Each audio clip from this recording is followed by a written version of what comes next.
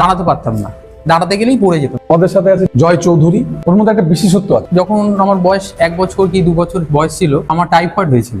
হ্যাঁ, তারপর থেকে আমি দাঁড়াতে পারতাম না, দাঁড়াতে গেলেই পড়ে যেতাম। তো সেই থেকেই আমার জীবনে মানে মূলত ফাইট শুরু হয়েছে। তো আমার মা আমার হাত ধরে ডাক্তারের কাছে নিয়ে গেল, আমার ছেলের কি হয়েছে, এইভাবে কেন হলো, কি করে হলো। তখন ডাক্তারবাবু বললো আপনার ছেলের টাইফয়েড হয়েছে, জন্যই পাটা বারবার ছেলেটা পড়ে যাচ্ছে। তো কি করে হবে? তো মা অনেক সেবা করলো, পায়ের যা যা করার দরকার। 5 বছর বয়স হলো, তাও আমি দাঁড়াতে পারছিলাম, তারপরেও আমি পড়ে যাচ্ছি।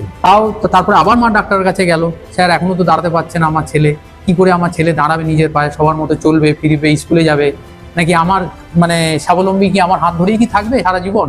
মা খুব চিন্তা কান্নাকাটি, সে একটা ডাক্তারবাবু বললেন যে একে ব্যায়াম করাতে শুরু হ্যাঁ করতে। ব্যায়াম করানো শুরু সেই করতে থেকে তোর ব্যায়ামের জার্নি শুরু হয়েছে। তারপরে তুই ব্যায়ামের জার্নি হ্যাঁ ওখান থেকে করে হ্যাঁ তুই বডি হ্যাঁ। বিল্ডিং এর national, state level, national level এবং ইন্টারন্যাশনাল লেভেলের মেডেলও তুই জিতিস। হ্যাঁ সবকিছু করা হয়ে গেছে। মানে জয় হচ্ছে অলজান্ত উদাহরণ যে ব্যায়াম করলে একটা শারীরিক প্রতিকূলতা সেখান থেকে তো রিকভার করাই যায় এবং সেটাকে নিয়ে নিজের পেশাও বানানো যায়।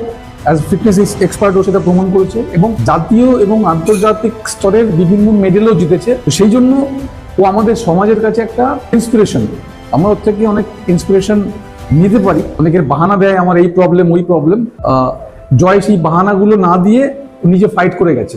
তোর তো ফিজিক্যালি চ্যালেঞ্জদের যে কার্ড হয়, হ্যাঁ ওটাকে কি কার্ড বলে? হ্যান্ডিক্যাপ। হ্যাঁ হ্যান্ডিক্যাপ হ্যান্ডিক্যাপ কার্ডও তো তোর আছে। হ্যাঁ, আমার ওটা কত পার্সেন্ট আছে? 45%। 45% হ্যান্ডিক্যাপ ওকে গভর্নমেন্ট থেকে অ্যাপ্রুভ করেছে। কিন্তু সেখানেও ও কাউকে বলেও না, ওকে দেখে বোঝাও যায় না। ও নর্মাল মানুষের মতো কাজ করে, ডিউটি করে, সংসার করে, ওর ফ্যামিলির ভরণ পোষণ সব ও নিজেই করে এবং ফিটনেসের থ্রু দিয়েই করে। এই জন্য এটা একটা বিশাল বড় ব্যাপার আমাদের সবার জন্য। জয়ের থেকে শেখার আছে। Thank you Joy. Thank you. এভাবে মানুষকে মোটিভেট করো।